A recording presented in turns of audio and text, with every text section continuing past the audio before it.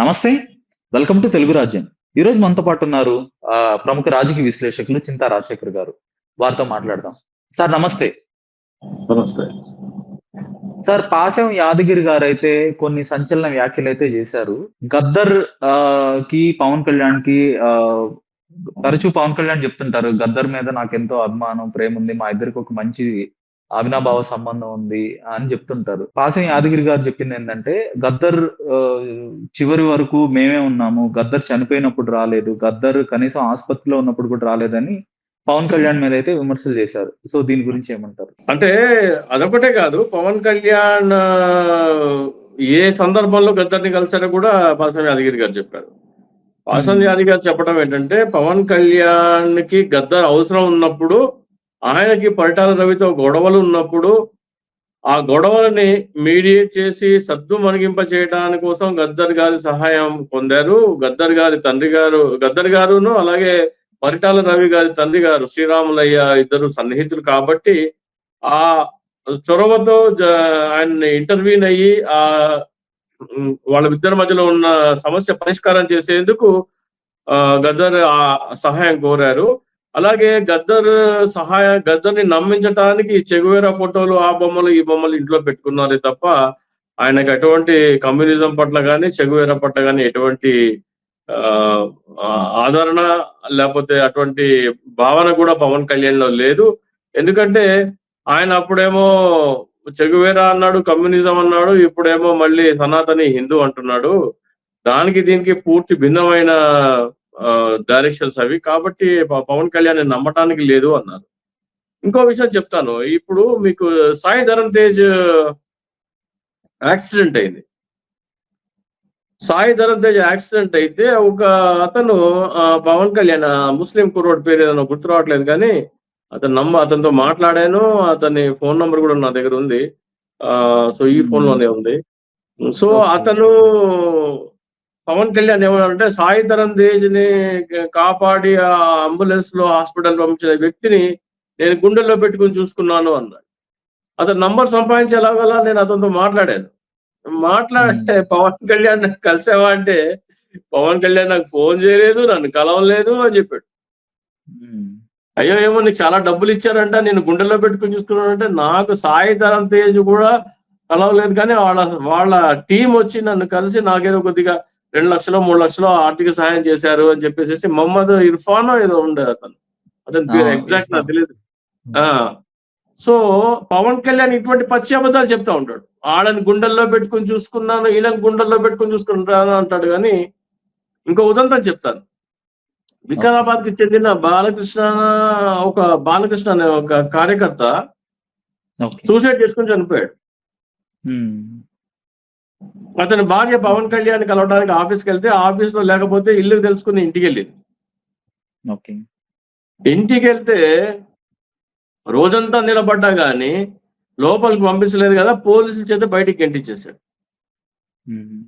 కానీ అదే పవన్ కళ్యాణ్ ఏం చెప్తారు, నా ఇంటి ముందుకి ఖమ్మం జిల్లాకి చెందిన ఒక ఓల్డ్ ఏజ్ హోమ్ నడిపించే మహిళ వస్తే ఆమెకి ఇంటికి పిలిపించి చేపల కూరేసి అన్నం వడ్డిచ్చి 10,000 రూపాయలు ఆమెకి ఇచ్చి 1,00,000 రూపాయలు డొనేషన్ ఇచ్చి పంపించాను అని చెప్తారు. ఖమ్మంలో ఉన్న ఓల్డ్ ఏజ్ హోమ్ మహిళ ఆమెకి పవన్ కళ్యాణ్ దానం చేశారని ఈ మంచు లక్ష్మికి సంబంధించిన షో వాళ్ళకి ఎట్లా తెలిసిందో నాకు తెలియదు. ఆమె తీసుకొచ్చి షోలో కూర్చోబెట్టారు. ఖమ్మం జిల్లా ఓల్డ్ ఏజ్ హోమ్ నడిపే వాళ్ళు ఈ మంచు లక్ష్మి షోకి ఎలా వస్తారు అంటే, 1,00,000 రూపాయలు ఇచ్చి పంపించి పిఆర్ టీమ్ ని పంపించి ఆమెను తీసుకొచ్చి గెస్ట్ గా కూర్చోబెట్టుకుని పబ్లిసిటీ చేయించుకోవడం. అట్లాగే సైనిక్ వెల్ఫేర్ బోర్డు కి 1 కోటి రూపాయలు ఇచ్చారంటాడు. సైనిక్ వెల్ఫేర్ బోర్డు 1 కోటి రూపాయలు ఎప్పుడు ఇచ్చాడు? ముంబై దాడి జరిగినప్పుడు ఇవ్వాలన్న ఆయనకి అనిపించలా. ఉరిలో దాడి జరిగి 18 మంది సైనికుల్ని ఊచకొత కోసినప్పుడు అతనికి అనిపిలా. పుల్వామా దాడి అప్పుడు అనిపిలా. పఠాన్ కోట్ ఎయిర్ బేస్ మీద దాడికి జరిగినప్పుడు అనిపిలా. కానీ ఈయన నరేంద్ర మోడీ అపాయింట్మెంట్ కోసం ఢిల్లీ వెళ్ళి అక్కడ 5 రోజులు కూర్చున్నా కానీ అపాయింట్మెంట్ దొరకకపోతే తిరిగి వచ్చిన తర్వాత అప్పుడు బీజేపీలో ఎవరో సలహా ఇచ్చారు, నువ్వు ఇలాగా దీనికి డొనేషన్ ఇచ్చి నరేంద్ర మోడీని ట్యాగ్ చేస్తూ ట్వీట్ చేయంటే ఆ పని చేశాడు. అంటే తన పబ్లిసిటీ కోసం చేస్తాడు ఏదైనా సరే, కానీ ఆయన మనసులో ఉండదు. ఓకే. ఏం చేసినా పబ్లిసిటీ పిచ్చి చాలా ఉంటుంది పవన్ కళ్యాణ్. ఇంకా పాశం యాదగిరి గారు మరొక క్లెయిమ్ కూడా చేశారు. పవన్ కళ్యాణ్ గారు గద్దర్ గారికి ఒక కార్ కొనిచ్చారని, ఒక బండి కొనిచ్చారని ఆయన ఇటీవల మాట్లాడారు. మీరంతా ఎక్కడికెళ్ళిపోయారు, నేనే ఆయనకి సపోర్ట్‌గా నిలిచాను అని చెప్పారు. సో దాన్ని డీబంక్ చేస్తూ అలాంటిది ఏమీ జరగలేదు అని అయితే పాసం యాదగిరి గారు మాట్లాడారు. కానీ మేము ఆయన చనిపోయేంత వరకు మేమే ఆసుపత్రిలో ఉన్నాం. మేమే ఆయన బాగోగులు చూసుకున్నాము. నువ్వెక్కడ ఆయన చనిపోయిన సందర్భంలో గాని, ఆయన ఆసుపత్రిలో ఉన్న సందర్భంలో గాని నువ్వసలెక్కడా లేవు అని కూడా చాలా తీవ్రంగా వ్యాఖ్యలు చేశారు పాసం యాదగిరి గారు. పవన్ కళ్యాణ్ ఎంత మాట్లాడితే అంత పెంట చేసుకుంటాడు. ఎంత మాట్లాడితే అన్ని నిజాలు బయటకు వస్తాయి. పవన్ కళ్యాణ్ నోరు మూసుకుని కూర్చుంటేనే బెటర్. పవన్ కళ్యాణ్ నోరు ఇప్పాడా, అతను గతంలో ఏం మాట్లాడాడు, ఇప్పుడేం మాట్లాడుతున్నాడు, అతను ఏం చెప్పాడు, ఏం చేస్తున్నాడు, ఇలాంటి అబద్ధాలన్నీ బయటకు వస్తాయి. ఆయనకి బుల్లెట్లు తగిలినప్పుడు నువ్వెక్కడ ఉన్నావంటే పవన్ కళ్యాణ్ వెళ్ళి హాస్పిటల్కి ఏమీ విజిట్ చేయలేదు. అలాగే ఆయన చనిపోయినప్పుడు కూడా వెళ్ళిన దాఖలాలు ఏమీ లేవు. ఆయన బండి కొనిచ్చింది అబద్ధం అని చెప్తున్నారు. సో ఇవన్నీ అంటే పవన్ కళ్యాణ్ కలవక ముందే ఆయనకి బండి ఉంది. పార్టీ పెట్టింది 2014 అయితే ఆయనకి 2004లోనే బండి ఉంది అని చెప్తాడు. పవన్ కళ్యాణ్ ఇంకో విషయం ఏం చెప్తాడు, బండి వెనక బండి కట్టి 16 బండ్లు కట్టి అనే పాటకి మేము గంతులేసాం చిందులేసాం అంటే దానికి ఆ యూత్ కి అట్రాక్ట్ చేసే విప్లవ భావం అది. దానికి చాలా మంది గంతులేస్తారు. అది తెలుగు ఉమ్మడి ఆంధ్రప్రదేశ్ లో ఉన్న ప్రతి ఒక్క తెలుగు వాడి నోట పలికిన పాట. నువ్వు ఒక్కడవే కాదు పవన్ కళ్యాణ్, అందరూ పాడారు ఆ పాట. ఏదో నేనే చేసినట్టు గొప్ప చెప్పుకుంటావు ఏంటి? నువ్వేమో నాకు భగత్ సింగ్ నాకు స్ఫూర్తి అన్నావు, చెగువేరా అన్నావు, కమ్యూనిస్ట్ భావజాలు అన్నావు, కమ్యూనిస్ట్ లో పొత్తు పెట్టావు, మాయావతి కాళ్ళు మొక్కావు. అవన్నీ ఏమైపోయినాయి, నువ్వు సమాధానం చెప్పాలి. కమ్యూనిస్టులు ఏమి వెళ్ళి సనాతని అని చేరలేదు, వాళ్ళేం మారలేదు. వాళ్ళు కమ్యూనిస్ట్ భావజాలంతోనే ఉన్నారు, వాళ్ళేం మారలేదే. నువ్వు మారావు. పూటకొక మాట, అవసరానికి ఒక మాట. ఊసరవల్లి కంటే ఫాస్ట్ గా కూడా రంగులు మార్చగలడు పవన్ కళ్యాణ్. ఇప్పుడు పాసం యాదగిరి గారు ఆయన మాట్లాడుతూ పరిటాల రవికి తర్వాత పవన్ కళ్యాణ్ కి ఇద్దరికి మధ్య వివాదం అయితే నడిచిన మాట నిజం. సో ఆ వివాదం నుండి పరిటాల రవి నుండి తాను కాపాడుకోవడానికి గద్దర్ని ఆశ్రయించాడు. ఎందుకంటే గద్దర్కి తర్వాత పరిటాల రవి తండ్రి శ్రీరాములయ్యకి చాలా అవినాభావ సంబంధాలు ఉన్నాయి అని కూడా ఆయన మాట్లాడటం జరిగింది. ఇది ఎంతవరకు నిజం అంటారు? ఇప్పుడు పాసం యాదగిరి గారు చెప్పిన మాటల్ని బట్టి ఇప్పుడు పవన్ కళ్యాణ్ కి గుండు కొట్టించిన మాట నిజమే అని చెప్పేసి మనకు తెలుస్తుంది. సో ఆ తర్వాత జరిగిన గొడవలకి అతన్ని పాసిఫై చేయడానికి ఇద్దరు మధ్యలో మధ్యవర్తిత్వం కుదర్చడానికి గద్దర్ అన్న సాయం తీసుకున్నాడు అని చెప్పేసి మనకు తెలుస్తుంది. సో దానికి రిలేట్ అవుతుంది, దానికి కనెక్ట్ అవుతుంది. సో అందుకనే పవన్ కళ్యాణ్ ఏది మాట్లాడినా కానీ ఆయన మీద బురద ఇంకా ఎక్కువ చల్లుకుంటాడు. తను మాట్లాడకుండా ఉంటేనే తన పరువు కాపాడుకున్న వాడవుతాడు. కానీ తను మాట్లాడి అబద్ధాలు చెప్పి అబద్ధాలు పచ్చి అబద్ధాలుగా దొరికిపోయి తన ప్రతిష్ట దిగజార్చి, అంటే తనకు ప్రతిష్ట అంటూ ఏమీ లేదు, ఆ వ్యక్తి పూజ మానసిక రోగులకు ఉన్నది తప్ప అది ఇంకా పతనం అవుతూ పోతుంది. Face saving. నన్ను తెలంగాణ వాళ్ళు అంటారా, మీ గడ్డ మీదకి వచ్చి మీకు సమాధానం చెప్తా అని ఇక్కడ వచ్చి ఏదో కొన్ని డైలాగులు ఆడి బొక్కబోర్లా పడ్డాడు. ఇక్కడ మాట్లాడిన దానికి ఇంకా పెంట ఎక్కువైంది. రాను తెలంగాణలో నాకేదో ఉంది, నాకేదో తోపులు తురుములు ఉన్నారు అనుకుంటున్నాడు, కానీ తన పరువు ఇంకా మంట కలుస్తూనే ఉంటది. ఇప్పుడు మొన్న రేవంత్ రెడ్డి ఇంటి మీదకి వెళ్ళి కొంతమంది 100 మందో 200 మందో రేవంత్ రెడ్డి నిన్ను బలిస్తాము అని చెప్పి ఒక వ్యక్తి అన్నాడు.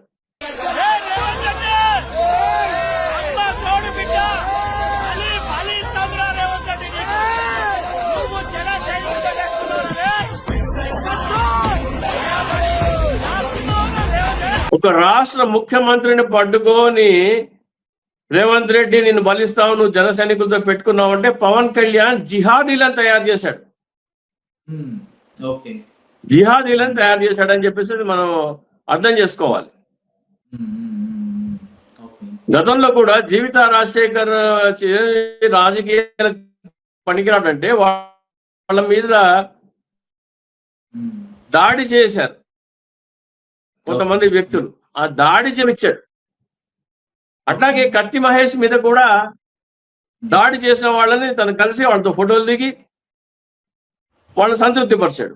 సో తన కోసం ఇతరుల మీద దాడి చేసే వాళ్ళంటే ఒక రౌడీ, గుండా, ఉన్మాదం, ఈ ఈ నేపథ్యం ఉన్న వాళ్ళంటే పవన్ కళ్యాణ్కి చాలా ఇష్టం. వాళ్ళని రెచ్చగొట్టి రౌడీజం చేసి ఉన్మాదం అల్లర్లు లేపి తాను రాజకీయంగా ఎదగాలని చూస్తున్నాడు. సార్, క్రాంతిదళ అధ్యక్షుడు పృథ్వీరాజ్ యాదవ్ మాట్లాడుతూ ఆయన జన సైనికులు సోషల్ మీడియాలో పెట్టే బూతులు కానీ లేదంటే వాళ్ళు మాట్లాడే మాటలు కానీ ఇవన్నీ చూస్తే పవన్ కళ్యాణ్ గారి తల్లి గారు కూడా ఎట్టి పరిస్థితుల్లో ఒప్పుకోరు, కొంత అభ్యంతరకరంగా కూడా ఒక మాట అన్నాడు. ఇంకా చెప్పు తీసుకొని కొడతారు, ఆవిడ కూడా ఉపేక్షించరు అని కూడా ఒక మాట అంటం జరిగింది. సో ఏమంటారు దీని గురించి? అంటే ఇటువంటి పరిస్థితి నాకు కూడా ఎదురైందండి. 2022లో నాకు కూడా ఇటువంటి పరిస్థితి ఎదురైతే నేను ఒక టీవీ ఛానల్లో చెప్పాను, నన్ను ఎవరైనా సరే లైన్ దాటి మాట్లాడితే అది టీవీ ఛానల్స్ లో కానీ, టీవీ డిబేట్ లో కానీ, సోషల్ మీడియాలో కానీ, ఫేస్బుక్ కామెంట్లో కానీ నన్ను ఎవరైనా సరే జన సైనికులు ఏదైనా సరే మాట జారి మాట్లాడితే నేను వాళ్ళనేమన్ను, వాళ్ళ అధినాయకుడికి అదే మాట మాట్లాడతా. ఫస్ట్ ఒక డిస్క్లైమర్ చెప్పాలనుకుంటున్నాను నేను. చెప్పండి. ఎవరైనా సరే ఇతర పార్టీల వాళ్ళు నా మీద లైన్ దాటి మాట్లాడితే నేను వాళ్ళ అధినాయకులను అదే లైన్ దాటి మాట్లాడతాను. సో వాళ్ళ నాయకుల్ని తిట్టించుకోదలుచుకుంటే నాతో లైన్ దాటి మాట్లాడండి. మీ అధినాయకుడిని మీరు తిట్టించాలనుకుంటే నన్ను తిట్టండి, నేను మీ అధినాయకుడిని తిడతా. మీరు నన్ను ఏ పదాలు వాడారో వర్బాటిం అక్షరం పొల్లుపోకుండా అదే నేను పవన్ కళ్యాణ్కి వాడతా అని టీవీ ఇంటర్వ్యూలో చెప్పడం జరిగింది. ఆ తర్వాత కూడా పోస్టులు పెడితే నేను అవే పెట్టి దాన్ని డిటిపి చేయించి మరి ఫేస్బుక్ లో పెట్టడం జరిగింది. నన్ను కొన్ని కామెంట్స్ చేస్తే దానికి సమాధానం పవన్ కళ్యాణ్కి అక్షరం పొల్లుపోకుండా అవే బూతులు పెడితే అందరూ రావడం సార్. ఇప్పుడు నేను కూడా ఈ క్రాంతిదళ అధ్యక్షుడు పృథ్వీరాజ్ గారికి, అలాగే ప్రొఫెసర్ నాగేశ్వరరావు గారు అలా చేయలేరేమో, పాసం యాదగిరి గారికి, అలాగే పవన్ కళ్యాణ్ బాధితులందరికీ నేను చెప్పేది ఏంటంటే, మీరు ఒక స్టేట్మెంట్ ఇవ్వండి. ఈ రోజు నుంచి పవన్ కళ్యాణ్ మా పట్ల ఏ భాష పవన్ కళ్యాణ్ అభిమానులు మా పట్ల ఏ భాష మాట్లాడతారో మేము వాళ్ళనే అనము, మేము పవన్ కళ్యాణ్ పట్ల అదే భాష మాట్లాడతాం. మా తల్లిని దూషిస్తే మేము పవన్ కళ్యాణ్ తల్లిని దూషిస్తాం, మా ఇంట్లో ఆడపిల్లల్ని దూషిస్తే మేము పవన్ కళ్యాణ్ ఇంట్లో ఆడపిల్లల్ని దూషిస్తాం అని చెప్పాలి. ఇప్పుడు మీకు ఉదాహరణకి పోసాని కృష్ణమురళి ఉన్నాడు. పోసాని కృష్ణమురళి అంతగా ఎందుకు బస్ అయ్యాడు? ఆయన ఫోన్ నంబర్లు వాట్సాప్ గ్రూప్ లో సర్క్యులేట్ చేసి పోసాని కృష్ణమురళిని పవన్ కళ్యాణ్ ఇలా అన్నాడు, పవన్ కళ్యాణ్ ఏమనలేదు పోసాని కృష్ణమురళి. ఆయన కొన్ని వీడియోలు, పవన్ కళ్యాణ్ అన్న కొన్ని వీడియోలు స్క్రీన్ మీద డిస్ప్లే చేసి ఒక పంజాబీ అమ్మాయి తనకు అన్యాయం జరిగింది అని చెప్పింది, నేను వచ్చి ఆ అమ్మాయి పేరు నీ చెవిలో చెప్తా, బయటికి చెప్పను, ఆమెకి న్యాయం చేస్తావా అని అడిగారు. ఎవరు? పోసాని కృష్ణమురళి గారు. ఇంకా ఆయన నంబర్లు సోషల్ మీడియాలో సర్క్యులేట్ చేసి తిట్టండి అని ఈ అచ్చోసిన ఆంబోతులను ఎగదోశారు. ఆయన బర్స్ట్ అయ్యి టీవీలో ప్రెస్ మీట్ పెట్టి తిట్టాడు. ఆయన చేయాల్సింది ఏంటంటే, పవన్ కళ్యాణ్ గారు మీ ఉన్మాదులు నన్ను ఇలా తిట్టారు, మీ ఉన్మాదులు మరోసారి ఇలా తిట్టకుండా ఉండాలంటే ఏం చేయాలంటే, మీరు వాళ్ళు నన్ను తిడితే నేను మిమ్మల్ని తిడతాను అని వాళ్ళకి తెలియాలి. కాబట్టి మిమ్మల్ని తిడుతున్నాను, నాకు వేరే ఉద్దేశం ఏం లేదు. మిమ్మల్ని తిడితే ఎలా ఉంటుందో మీకు తెలిస్తే నన్ను తిడితే ఎలా ఉంటుందో మీరు అర్థం చేసుకుంటారు. మీకు అర్థం అవ్వాలని మాత్రమే ఈ పని చేస్తున్నానని చెప్పినట్టయితే అదంత గొడవ ఉండదు కాదు. ఇప్పుడు పవన్ కళ్యాణ్ ఎవరైనా సరే, పవన్ కళ్యాణ్ ఫేస్బుక్ లో అయినా సరే, ట్విట్టర్లో అయినా సరే, ఇన్స్టాలో అయినా సరే, పవన్ కళ్యాణ్ ఉన్మాది ఏమైనా సరే, ఎవరికైనా సరే వ్యతిరేకంగా ఏమైనా కామెంట్ పెడితే అది స్క్రీన్ షాట్ తీసుకుని అదే తిట్టు అక్షరం పొల్లుపోకుండా పవన్ కళ్యాణ్ తిట్టే ఒక స్ట్రాటజీ అందరూ అమలు చేస్తే ఈ జన సైనికులందరూ స్ట్రైట్ అవుతారు. పవన్ కళ్యాణ్ మీ అభిమాని నన్ను తిట్టాడు కాబట్టి నేను నిన్ను తిడుతున్నాను, నువ్వు వాళ్ళని కంట్రోల్ చేయట్లేదు. వాళ్ళని కంట్రోల్ ఇప్పుడు కత్తి మహేష్ దగ్గర స్టార్ట్ అయినప్పుడు ఈ ఉదంతము పవన్ కళ్యాణ్ కార్యకర్తలందరికీ ఒక దిశానిర్దేశం చేసినట్టయితే కంట్రోల్ అయ్యేవాళ్ళు. ఎగదోసేదే పవన్ కళ్యాణ్. సో నేను చెప్తున్నా పృథ్వీరాజ్ గారికి, పాసం యాదగిరి గారికి, అలాగే పవన్ కళ్యాణ్ ఉన్మాదులకి, దాడులకి, అంటే ఈ తిట్ల దాడులకి, సోషల్ మీడియా దాడులకి, ఈ పవన్ కళ్యాణ్ ఉన్మాదుల దాడులకి బాధపడే బాధితులందరికీ నేను చెప్పేది ఏంటంటే, వారు మిమ్మల్ని ఏం తిడితే మీరు పవన్ కళ్యాణ్ అదే తిట్టండి. వారు మీ తల్లిని తిడితే మీరు పవన్ కళ్యాణ్ తల్లిని తిట్టండి. వాళ్ళు మీ ఇంట్లో ఆడపడుచుని తిడితే వాళ్ళు పవన్ కళ్యాణ్ ఇంట్లో ఆడపడుచుని తిట్టండి. పవన్ కళ్యాణ్ అప్పుడు కానీ జన సైనికులకి, అరే బాబు మీరు వాళ్ళని తిడితే వాళ్ళ మా ఇంట్లో వాళ్ళని తిడుతున్నారు, ఇలాంటి చేసే వాళ్ళ మీద కఠినమైన చర్యలు ఉంటాయి, పార్టీ నుంచి సస్పెండ్ చేస్తాము, పోలీసు కేసులు పెడతాను, నా అభిమానులు ఎవరైనా సరే ఇతరులను బూతులు తిడితే నేనే కేసులు పెడతాననే స్టేట్మెంట్ ఇస్తే తప్ప ఈ ఉన్మాదులు ఆగదు. ఎందుకంటే రేవంత్ రెడ్డి ఇంటి మీదకి వెళ్ళి నిన్ను బలిస్తామనే స్థాయికి తీసుకెళ్లాడంటే ఎటువంటి జిహాదీలను తయారు చేశాడో పవన్ కళ్యాణ్ మనం అర్థం చేసుకోవచ్చు. జిహాదీలే వాళ్ళు, ఆత్మాహుత దాడులు, టెర్రరిస్టులు, ఉగ్రవాదులను తయారు చేశాడు పవన్ కళ్యాణ్. పవన్ కళ్యాణ్ సమాజానికి మంచి చేయడం కోసం పార్టీ పెట్టాడో లేదో తెలియదు, కానీ ఉన్మాదులను తయారు చేసేందుకు మాత్రం పవన్ కళ్యాణ్ ఉపయోగపడ్డాడు. హలో, తెలుగు రాజ్యం ఛానల్ చూస్తున్నారా? సామాజిక, రాజకీయ, జీవన చిత్రణే తెలుగు రాజ్యం. అతిశయోక్తులు, అసత్యాలు ఉండవు. రాజకీయ కోణం కాదు, ప్రజా కోణమే కొలబద్ద. తెలుగు రాజ్యం వీక్షణ మీ ఉత్తమ అభిరుచికి నిదర్శనం.